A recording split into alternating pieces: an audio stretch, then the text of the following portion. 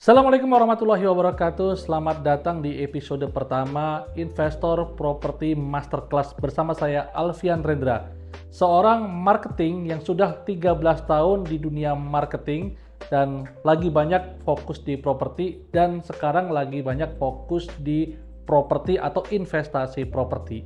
Kenapa akhirnya saya dari seorang marketers akhirnya menjadi investor juga? Ya, karena ketika saya menjadi marketing punya duit ternyata selalu habis. Saya ngerasa kok selalu ada aja uang saya habis. Akhirnya saya belajar tentang investasi, dan investasi itu memang ternyata perlu ilmunya, apalagi ketika kita ngomongin investasi properti. Saya banyak menemukan ya, ternyata banyak calon pensiunan atau pensiunan yang ketika berdiskusi sama saya itu akhirnya boncos atau zonk investasinya. Yang tadinya udah nabung bertahun-tahun, akhirnya uangnya habis karena salah investasi. Nah, dan investasi yang menarik ya sampai dari zaman dulu bapak saya sampai saat ini itu adalah investasi di sektor real atau investasi yang namanya investasi properti. Nah, di episode kali ini kita akan bahas nanti sebenarnya ada 7 episode yang mana kita akan membahas membedah salah satu ebook kita, yaitu 7 kesalahan investor pemula khususnya investor properti. Nah, kita bahas yang pertama, kesalahannya apa aja. Nah, yang pertama adalah banyakkan memang para investor ini spekulan. Nah, spekulan itu gimana? Jadi kalau investor vs spekulan itu beda banget. Jadi kalau investor ya, teman-teman bisa perhatikan di sini ya. Investor ya vs spekulan. Spekulan. Kalau investor itu ya selalu by data, menganalisis dulu sebelum dia berinvestasi ya. Mau kita bisnis apapun, mau investasi, semua itu tentu ada yang namanya resikonya. Nah, tapi sebagai seorang investor beneran ya, kita tentu sebelum berinvestasi harus punya namanya data dulu. Pertama tujuan investasinya, kemudian data apakah investasi kita ini aman, menguntungkan, nah bagaimana profil resikonya. Dan salah satu investasi di sektor real ya, terutama real asset yang memang aman dan menguntungkan itu salah satunya adalah di properti. Dan menarik ya menjadi seorang investor. Jadi menjadi seorang investor ini sangat-sangat menarik karena Anda tetap bisa menghasilkan passive income tanpa harus mengelola bisnisnya secara langsung. Kita bisa dapat 2 keuntungan tuh dari investasi di properti. Baik dari capital gain-nya atau kenaikan harga tanahnya ya. Dan juga yang kedua dari memang recurring income-nya, yield-nya, atau ketika ini disewakan. Walaupun mungkin nilai investasinya ya yang didapatkan itu misalnya rata-rata 10% lah per tahun, tapi tentunya kita punya aset. Nah, yang aset ini ya, ini sangat-sangat penting real asset, karena salah satu aset yang diakui di bank ya, itu adalah tanah atau juga properti.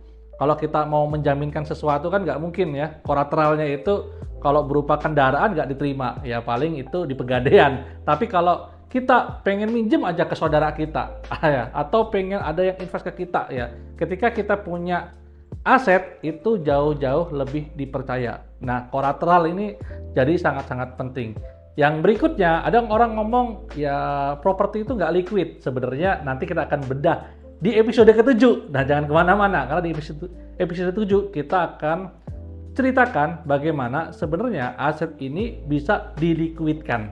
Itu exit strateginya gimana sih kalau kita punya aset properti dan tiba-tiba butuh uang. Nah, itu kita akan bahas di episode ke-7.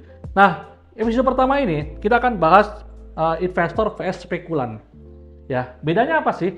Kalau investor itu sebelum dia berinvestasi itu pasti melakukan namanya analisis ya. Analisis dulu. Ya, dia mengumpulkan data dulu ya. Data untuk yang nantinya diverifikasi.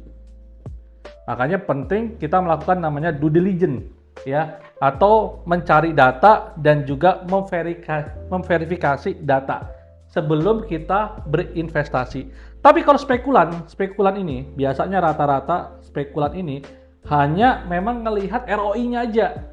Jadi bener-bener nggak by data, by emosi. Ya. Nah ini bahaya banget kalau kita berinvestasi itu tanpa data. Misalnya, dulu waktu pertama kali ya orang tua saya itu pensiun ya, itu nyoba nih bisnis. Ternyata ketika bisnis banyak yang gagal. Kenapa? Karena memang backgroundnya adalah pegawai negeri pada waktu itu.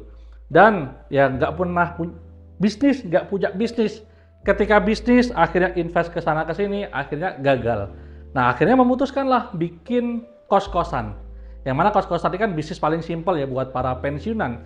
Karena tinggal dibangun tapi terus dikoskan atau dikontrakan. Tapi ketika itu ya tidak melakukan ya mitigasi resiko due diligence atau verifikasi tentang lokasi ya, tentang pasar. Pada waktu itu akhirnya bangun kosnya di mana aja, walaupun waktu itu kita di Jogja ya, kota pelajar. Tapi ketika di mana aja, nah ini bahaya. Ternyata tidak memperhitungkan, ternyata pasarnya siapa nih ya. Nah kalau di properti investasi sendiri, nanti di episode berikutnya itu kita akan belajar tentang pasar properti ya. Nih saya spill nih, ada 3 nih. Ada pasar dekat mahasiswa, berarti cocoknya apa tuh? Kos-kosan ya kan? Pasar dekat kantoran, kontrakan ya kan, co-working space dan lain sebagainya, atau pasar dekat wisata, glamping, villa dan lain sebagainya. Nah nanti kita akan bedah itu di episode selanjutnya. Tapi ini spekulan itu rata-rata memang ya sebelum berinvestasi spekulan. Yang namanya spekulan tuh ya mengira-ngira lah, pakai perasaan lah. Kira-kira ini bagus nih, kira-kira menarik nih. Nah ketika pakai kira-kira ini yang menyebabkan akhirnya ya banyak investor properti pemula itu boncos. Nah, makanya penting banget ya sebagai investor kita itu harus yang melakukan pertama mengumpulkan data dulu ya, kemudian menganalisisnya, kemudian memverifikasi ya. Terkait dengan apa? Ya, kalau di properti tentu nanti kita akan bahas tentang legalitas. Ya. Itu penting banget ya, karena banyak yang akhirnya boncos ketika tidak paham legalitas dan juga hukum ya, akhirnya nanti sengketa lahan, kemudian nanti akhirnya nggak dapat sertifikatnya ya, akhirnya ya nggak dapat proyeknya atau nggak dapat bangunannya.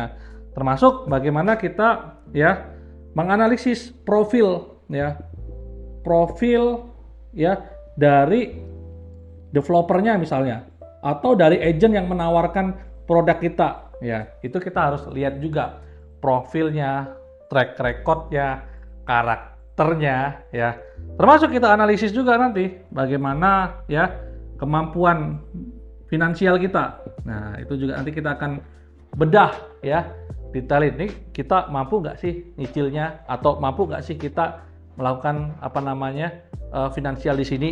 Nah itu kita akan analisis juga gitu teman-teman. Nah kemudian setelah dianalisis data ini ya, nanti kan kita akan ketemu, kita verifikasi juga data ini apakah benar atau enggak. Nah disinilah ya pentingnya seorang investor itu memang nantinya punya ilmu tentang namanya mitigasi resiko. Nah salah satu tools atau alat yang bisa Anda gunakan untuk bisa melakukan analisis itu teman-teman bisa menggunakan yang namanya 5C. Nah kalau di bank itu biasanya 5C itu mulai dari karakternya. Jadi kita cek dulu karakter siapa sih ya yang menawarkan investasi, baik itu investasi properti, siapa sih developernya, siapa sih project sebelumnya seperti apa, itu profilnya. Yang kedua adalah ya kapasitas kita. Ya kapasitas tuh ya kalau di bank itu biasanya kapasitas orang ini bisa ngangsur nggak sih ya. Termasuk kapasitas orang ya yang menawarkan ke kita itu bagaimana sih kapasitas dia ya.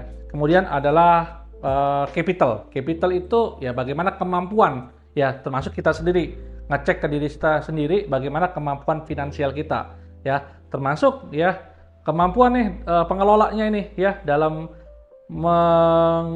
menggulung atau dalam mengelola dana para investor ini ya. Kemudian berikutnya adalah kolateral ya, kolateral ini juga penting.